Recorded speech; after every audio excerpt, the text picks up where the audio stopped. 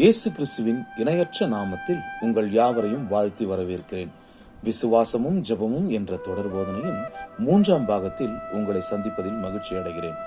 இன்று மார்க்கு எழுதின சுவிசேஷம் 5ஆம் அதிகாரம் 25 29 வசனம் வரை நாம் பார்ப்போம்.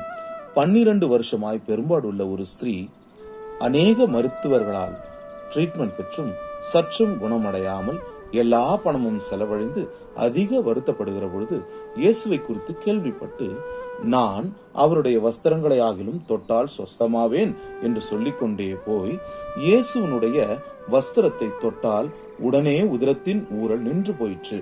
அவள் ஆரோக்கியம் அடைந்ததை உணர்ந்தாள். அந்த பெரும்பாடுள்ள ஸ்திரீ என்ன இயேசுவை குறித்து கேள்விப்பட்டாள்?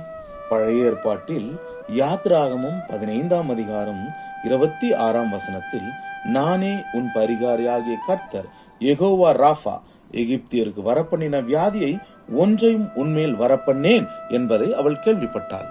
ஆம், இயேசு கிறிஸ்துவின் அன்பின் பிரியமானவர்களே, நாமும் இயேசு சுகமளிக்கிற தேவன் என்று கேள்விப்படுவோம், சுகத்தை பெற்றுக் கொள்வோம். God bless you. நான் உங்கள் ஊழியன் சசிகுமார்.